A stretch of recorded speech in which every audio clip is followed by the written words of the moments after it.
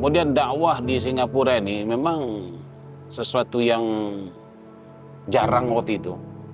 Cuman yang saya perhatikan keistimewaan masyarakat Singapura ini, ilmunya tak begitu mendalam istilahnya, tapi pengamalan mereka tuh. Saya tengok kalau kita menyampaikan satu ilmu, dia yakin, dia amalkan terus. Nah, ada kadang-kadang orang ilmunya banyak, tapi pengamalnya nggak ada. Jadi sunnah Rasulullah itu kalau kita perhatikan memang ada. Sebab kata Nabi, al-ilmu bila amalin kasyajarin bila samarin. Apa arti kau punya ilmu kalau tidak diamalkan? Banyak macam mana, tinggi seperti apa ilmu, kalau tidak diamalkan itu tak bermakna. Jadi mereka ni ilmunya tak sebegitu, tapi pengamalannya. Dengan adanya pengamalan itu, alhamdulillah, mereka menjadi tawadhu, semakin bertakwa kepada Allah Subhanahu Wa Taala. Dan ini janji Allah, wa may yattaqillah wa yu'allimukumullah. Barang siapa yang bertakwa kepada Allah, Allah akan tambahkan ilmunya itu lagi. Jadi ini saya tengok konsep Singapura seperti itu. Baik, terima kasih saudara kerana menonton rancangan ini sampailah ke akhir ini. Dan sudah tentunya video ini dibawakan khas untuk anda untuk membantu sama-sama inisiatif yang murni dari Pertapis, masyarakat kami, tanggungjawab kami.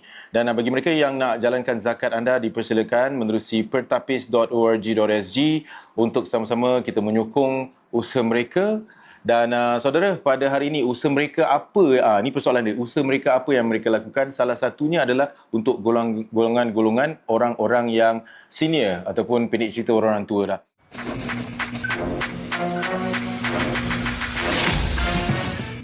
Bismillahirrahmanirrahim. Alhamdulillahirabbil alamin wassalatu wassalamu ala asyrafil anbiya'i wal mursalin wa ala alihi washabbihi ajmain. Kita bertemu sekali lagi dalam satu lagi episod Our Next Guest.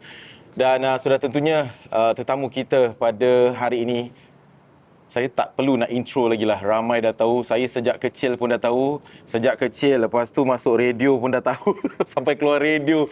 Dan masih lagi alhamdulillah bersama dengan yang berbahagia Ustaz Ahmad Dahri. Masya Allah. Saya boleh dikatakan muridnya jugalah. Dapat banyak belajar daripada beliau, dapat banyak ilmu yang diketengahkan daripada saya muda sampailah saya dah umur 40 lebih Ustaz. Saya dah 40 lebih Ustaz. Dulu saya 20 lebih masih lagi dengan Ustaz Ahmad Dahri. Sekarang 40 lebih masih lagi Ustaz Ahmad Dahri. Tapi Ustaz Ahmad Dahri wajahnya seperti 25 tahun, Masya Allah. Rahsia mudanya Ustaz bagaimana? Bismillahirrahmanirrahim. Assalamualaikum warahmatullahi wabarakatuh. Sebenarnya hidup ni tak ada rahasia-rahasia. Tak ada rahsia Ustaz. Dengan tidak ada rahasia itu yang menjadikan kita mungkin awet muda. Kita tak ada menyimpan sesuatu. Hanya kita pasti terbuka saja. Ustaz, ada orang kata ambil wuduk ni dapat kasih wajah muda. Betul ke Ustaz? Itu betul, ya. Betul ya? Memang itu kan Rasulullah bilang tu kan wuduk itu namanya pun duk. Duk itu kan apa? Cahaya. Jadi kalau wuduk itu di dalam alam barzah dia bercahaya, apalagi dalam dunia, bro. Masya Allah. Lagi hebat. Baik, bagi penonton-penonton di Malaysia maupun di Indonesia, orang Singapura ada kenal. Siapa tak kenal Ustaz Ahmad Dahri tak payah jadi orang Singapura lah. Itu je penyertaannya. Sebab beliau merupakan seorang asatizah yang legend, yang saya hormati, yang ramai hormati sebenarnya dan juga sayangi. Beliau berada di Singapura. Ustaz dah berapa lama di Singapura sebenarnya? Saya di Singapura lebih kurang 30 tahun lebih lah. 30 tahun lebih, ya. Masya Allah. Ya. Beliau berdakwah di Singapura 30 tahun lebih. Iya. Baik, sebelum kita nak bercerita lebih lanjut Ustaz, kita nak throwback Ustaz. Throwback bermaksud nak tahu sikit sebanyak sejarah mengenai ikon, Ustaz ikon kita, Ustaz Ahmad Dahri ni. Sebab saya tengok biografi Ustaz. Saya tengoklah dekat Google, tengok sana, tengok sini kan, tanya-tanya orang dan sebagainya. Ustaz telah pun berada di pelbagai institusi pengajian. Daripada di Sumatera, di Arab Saudi, dan banyak lagi tempat-tempat institusi yang Ustaz telah mengaji. Tapi sebelum itu juga, waktu Ustaz kecil-kecil, ada tak niat daripada mungkin ayah dan bonda Ustaz yang nak didik, okey, Ustaz Ahmad Dahri, bila Ahmad Dahri dilahirkan, akan kujadikan beliau sebagai seorang pendidik agama. Bagaimana? Ada tak? Itu ceritanya, Ustaz? Satu cerita yang paling unik lah ya. Ya. Sebenarnya, ibu bapa saya tidak ada mengarahkan seperti itu. Saya rasa seperti contoh ya, adik-beradik saya. Adik-beradik saya adik-beradik ada 12. Masya Allah. 12 orang ya. Ustaz yang keberapa? Saya yang ketiga. Okey. Tapi dalam bentuk belajar ini memang tidak ada orang tua mengarahkan seperti itu, seperti ini, enggak. Hanya itu kemauan sendiri. Bukan ada tekanan, arahan, enggak ada. Itu hanya kemauan sendiri. Adik-beradik Ustaz semuanya asatizah juga? Nah, adik Ustaz tak ada, starting satu saja. Ustaz seorang saja? Saya satu orang. Dalam 12 itu? Dalam 12 itu. Masya Allah. Macam mana ada keinginan untuk mempelajari agama Ustaz waktu itu? Ya, saya rasa itu kata orang kedatang dari dalam lah. Datangnya itu ada daripada kemauan sendiri. Baik. Tapi kemauan sendiri ini lebih berkesan daripada pemaksaan orang lain. Betul juga. Percayalah, pengalaman saya, seperti anak saya kan. Anak saya namanya Ustaz Faruqi sekarang. Dulu saya arahkan dia sekolah agama, sekolah madrasah. Tapi waktu itu dia tidak mau. Tak minat. Okey? Kemudian saya lepaskan sendiri mau apa dia. Ustaz ada rasa kecil hati ataupun tidak? Tak. Oh, tak. Saya tidak ada merasa memaksa, enggak ada. Ya. Sebab saya rasa kalau dipaksa itu macam kemauan dari luar. Kalau kemauan seseorang itu dari luar, susah mau berhasil. Tapi kalau kemauannya daripada dalam, insya Allah. Akhirnya belakangan anak saya ini dia minat kepada agama. Tanpa dipaksa? Tanpa dipaksa, kemauan sendiri. Malah yang tadi yang dipelajari dalam untuk sekolah-sekolah itu tak begitu dia ambil perhatian. Malah sekarang lebih fokus daripada sisi agama. Karena kemauan itu timbul daripada kemauannya sendiri. Okey, jadi itu yang saya kata tadi, kalau kemauan sendiri itu lebih berkesan. Tapi apa yang saya tahulah dalam pendidikan anak-anak ni, kemauan sendiri pastinya datang dari sesuatu kan. Dia bukan, yalah mungkin Ustaz boleh kongsi sama lah. Saya pun nak anak saya juga yang minat pada agama. Ya. Mungkin ramai di antara yang menonton juga yang ingin anaknya satu hari nanti walaupun tidak keterpaksaan. Betul. Ada tak amalan-amalan yang dibuat oleh Ustaz ni sebagai ayahanda dan juga your wife, isteri, amalan yang dibuat supaya anak sendiri macam, oh aku minat juga dengan agama. Gitu Ustaz. Ya. Gimana? Saya rasa soal didikan ini mungkin lebih banyak kepada isteri saya.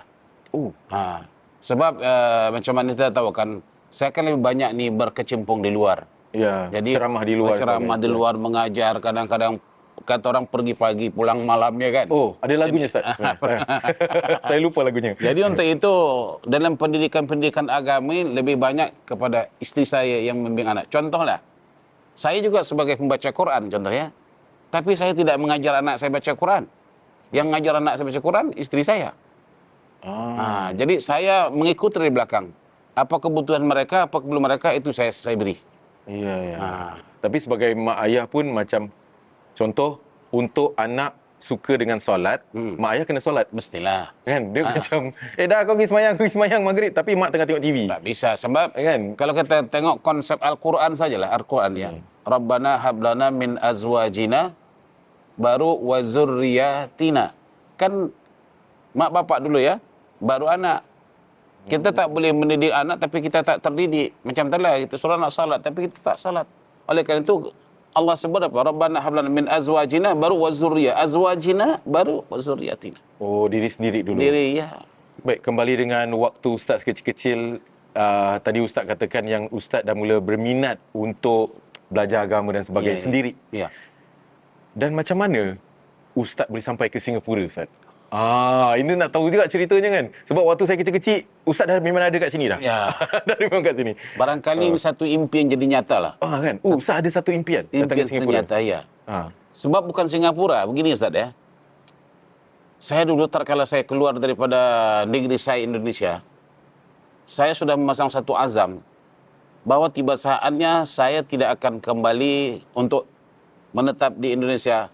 Pastinya saya akan menetap luar negeri. Tapi negeri mana yang belum tahu. Oh, waktu itu Ustaz dah habis belajar semua? Dah habis pengajian semuanya? Bukan, itu tengah-tengah mengaji itu. Nanti kalau tengah mengaji? Ya, nanti kalau saya sudah selesai belajar ini, saya rasa saya tak akan pulang ke Indonesia, tapi akan tinggal di luar negeri. Tapi waktu itu negerinya enggak tahu mana. Rupanya Allah pilih saya negeri Singapura. Ini pilihan Allah Subhanahu Wa Taala. Mana pilihan terbaik? Alhamdulillah. Tapi jalannya bagaimana, Ustaz? Ceritanya, kisahnya, sejarahnya. Kisah sejarahnya macam mana ya? Memang saya rasa dari awal. Dulu saya sebenarnya masuk Singapura ni tahun 1979. Tapi resmi 89 ya. Itu resmi. Tapi sebelum itu saya ada masuk di Singapura. Bukan resmi, secara macam apa namanya itu, macam transit. Oh, okey. Tapi transitnya lama. Dan saya banyak dulu berkecimpung di Arab Street. Okey. Di situ banyak. Buat apa di sana, Arab Street? Waktu itu saya ada kenalan di situ, anak-anak di situ, remaja-remaja di situ. Sehingga waktu itu saya ingat lagi, saya pernah diminta azan di Masjid Sultan waktu itu. Oh. Dan juga pernah diminta menjadi imam di Masjid Sultan itu. Itu tahun 80-an dulu tuh. Ya. Jadi, dan yang paling famous sekali tempat saya memulai menjakkan kaki Singapura, itulah Jalan Pisang. Dekat Arab Street juga lah. Arab Street. Jalan Pisang itu dulu ada namanya Haji Manan. Mungkin orang Singapura kenal tuh. Ya, Haji Manan itu. Kemudian Haji Manan itu ada rumah penginapan situ, rumah sewa. Cuman sekarang itu tempat sudah diambil oleh Maimunah Restoran. Itu kisah dia lama itu. Haji Manan tu? Haji Manan. Haji Manan tu ada kedai? Bukan, Haji Manan tu dulu tinggal kat tempat situ? tinggal. Jadi orang-orang luar negeri mau kemana nginap di situ. Kalau tak ada hotel, kalau tidak ada hotel di situ. Oh, Haji Manan, Hajah pula ambil. Hajah Maimunah pula ambil. Iya. Tapi waktu tu Ustaz berada di Singapura, dah berumah tangga ke belum, masih lagi single ke apa? Waktu itu masih single lagi. Oh, Kemudian udah beristri, bawa lagi istri ke Singapura. isterinya orang Indonesia juga? Orang Indonesia juga. Okey. Jadi persoalan saya, waktu Ustaz dah jadi imam di Masjid Sultan waktu tu, Ya. dah jadi imam dan sebagainya, jadi Ustaz stay dekat Singapura ataupun Ustaz balik, pulang alik gitu? Tak, waktu itu sebenarnya saya transit. Waktu saya mau pergi ke Maroko, ya transit saya di Singapura, tapi berapa minggu lah waktu itu. Oh, Maroko. Jadi, iya. Belajar di sana? Iya. Jadi waktu itulah kesempatan itulah digunakan kawan-kawan waktu itu menanya siapa Anda, dari mana Anda, mau ke mana Anda. Insya-Allah. Jadi daripada situ mulai berkembang ya. Dan mengajar. Sampailah sekarang. Jadi waktu itu saya kenal dengan Allahyarham Ustaz Ismail Sidi Ismail, apa namanya? Ustaz Sidi Ismail.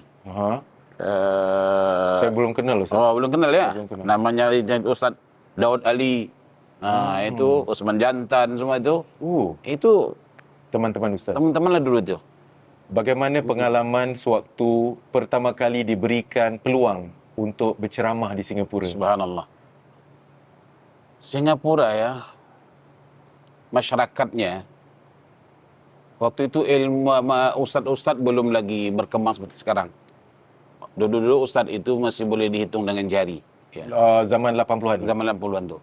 Kemudian dakwah di Singapura ini memang sesuatu yang jarang waktu itu. Cuman yang saya perhatikan keistimewaan masyarakat Singapura ini, ilmunya tak begitu mendalam istilahnya, tapi pengamalan mereka tuh. Saya tengok kalau kita menyampaikan satu ilmu, dia yakin, dia amalkan terus. Ada kadang-kadang orang ilmunya banyak, tapi pengamalnya nggak ada. Jadi sunnah Rasulullah itu kalau kita perhatikan memang ada. Sebab kata Nabi, al-ilmu bila amalin kasyajarin bila samarin. Apa arti kau punya ilmu kalau tidak diamalkan? Banyak macam mana, tinggi seperti apa ilmu, kalau tidak diamalkan itu tak bermakna. Jadi mereka ni ilmunya tak sebegitu, tapi pengamalannya. Dengan adanya pengamalan itu, alhamdulillah, mereka menjadi tawadhu, semakin bertakwa kepada Allah Subhanahu wa taala. Dan ini janji Allah, wa may yattaqillah wa yu'allimukumullah. Barang siapa yang bertakwa kepada Allah, Allah akan tambahkan ilmunya itu lagi. Jadi ini saya tengok konsep Singapura seperti itu. Kalau kita tengok tempat-tempat yang lain, mungkin mereka ilmunya tinggi, banyak, tapi barangkali pengamalnya kurang begitu. Bagaimana waktu awal Ustaz berceramah, penerimaan pula masyarakat Singapura terhadap Ustaz sendiri sebagai orang luar yang datang ke Singapura, bagaimana Ustaz? Memang orang Singapura ni kalau umumnya, kalau yang dari luar tu memang dia agak minat. Walaupun pada waktu pada tempat yang sama, umpamanya Ustaz Singapura, Ustaz luar. Mungkin pembicaraannya, pembicaraan yang di dalam ni mungkin lebih mendalam, lebih ilmu. Tapi dibandingkan dengan, tapi orang suka yang ini juga. Tapi maknanya biasalah manusia suka kepada kelainan. Itu saja. Sebab dengan cara Ustaz berbicara dan sebagainya. Mungkin ya. Ya. Saya pun dalam hal ini pun saya pun tidak tahu di mana minatnya mereka itu, mungkin barangkali daripada Allah Subhanahu wa taala ya. Masya-Allah. Ilmu tak seberapa sangat, bro. biasa-biasa saja. Apa yang biasa Ustaz? Masya Allah.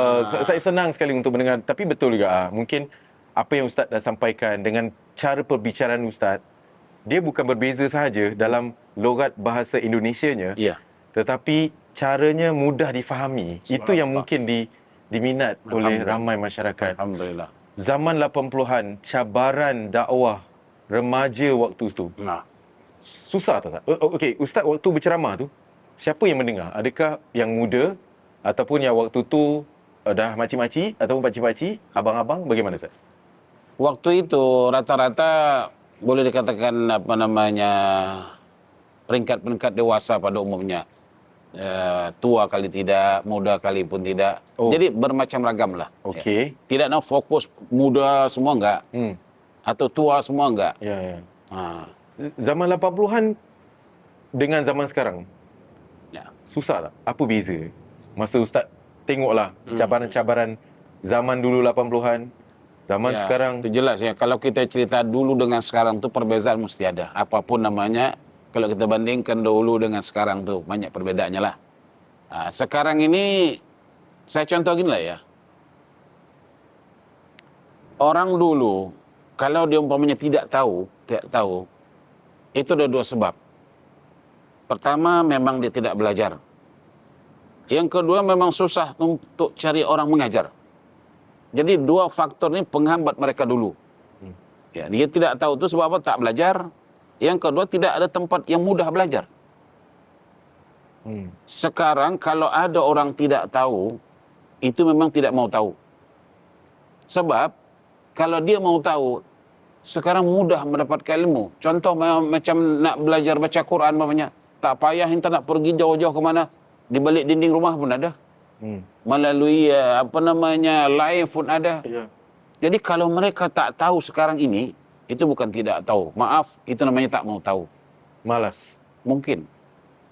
Tapi kalau dulu tu mereka memang mau tahu. Tapi di mana? Siapa nak mengajarkan salat? Siapa nak mengajar baca Quran? Susah memang. Jadi ketidaktahuan mereka itu memang betul dasar tidak tahu. Tidak belajarnya.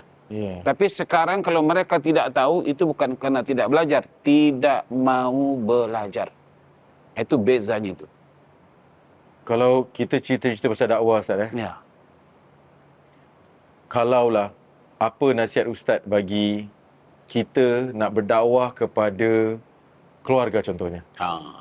Ada juga keluarga yang mungkin tak mahu tahu. Tapi zaman sekarang kan macam-macam platform ada kan? Ya. Tak mahu tahu, tak mahu belajar, tak mahu belajar agama. Ada juga cerita-cerita yang saya pernah dengar, anaknya beriman tapi mak ayahnya sebaliknya. Itu macam mana nasihat Ustaz?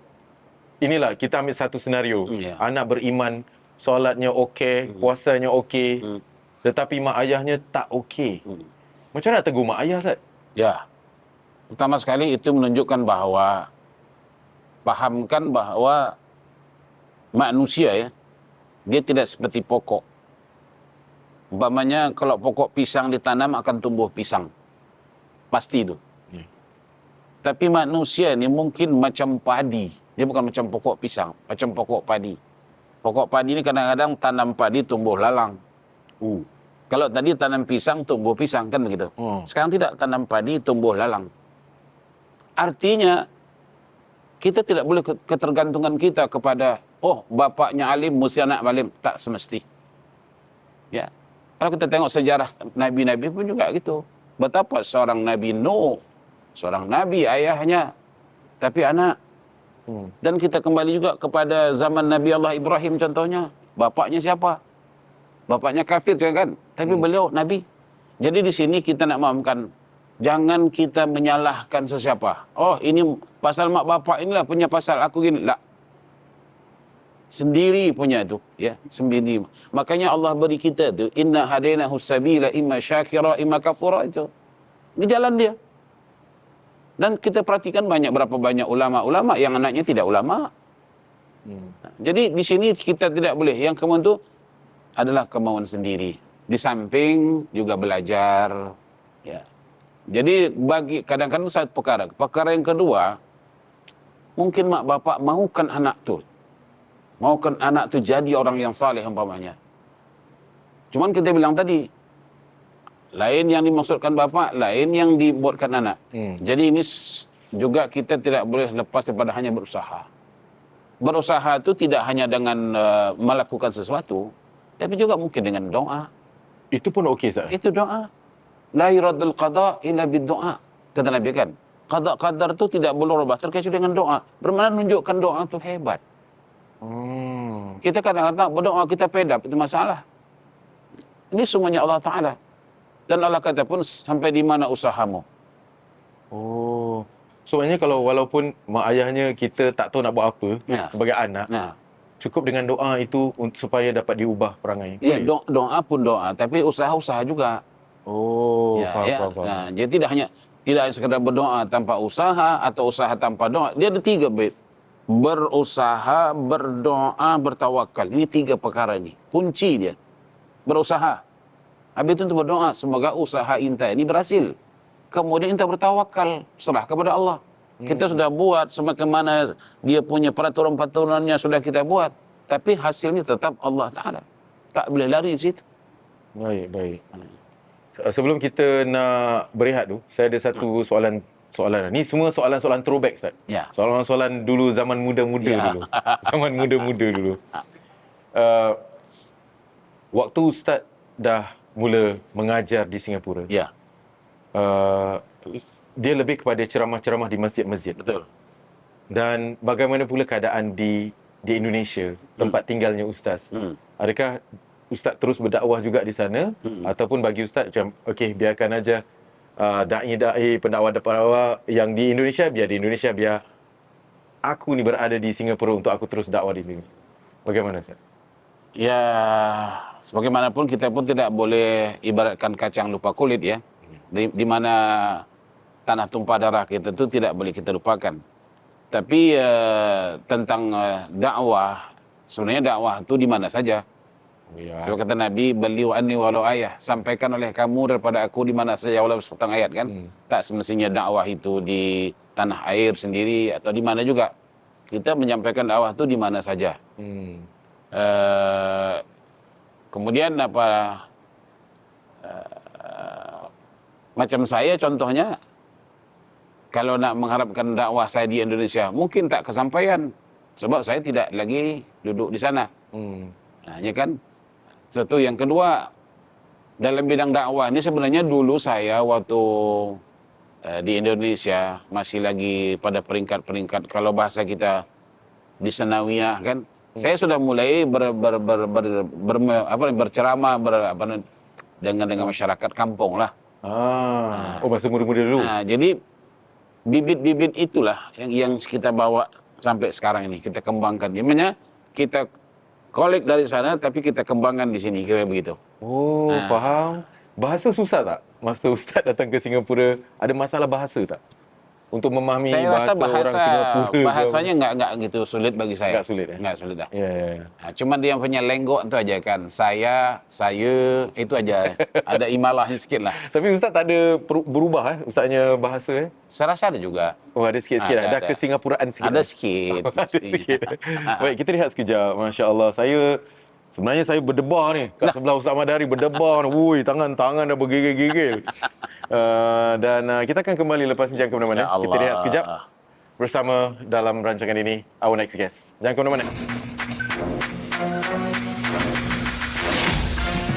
So, can you share a bit about the Pertapis Senior Home? How is it function and whatsoever? Yeah. Sure. So Pertapis Senior Citizens Fellowship Home is one of the sheltered homes, one of the 4 sheltered homes under the umbrella Pertapis. Right. So we were established back in 1984. The main reason why we were established is to look into the needs of our elderly residents. They could be destitute, they could have been begging on the streets, they may not have any proper accommodation, they have medical-related conditions, they may have been kicked out of their family home, or some of them, sadly, victims of abuse. Very sad but real issues. Right? Physical abuse, financial abuse, emotional, psychological abuse. Okay. And where are they going to be housed? They are vulnerable adults. So we look out for this well-being, for this elderly, and they are 60 years of age. They ought to be functional. That means independent. They're able to shower. They're able to eat on their own. They're able to make some decision-making on their own. They may not be having early onset of dementia. Okay, so these are our residents, and they don't have accommodation. So we look out for their well-being. And also one, I think, interesting thing I'd like to share is that many people have this misconception that Pertapis Senior Citizen Home is a nursing home.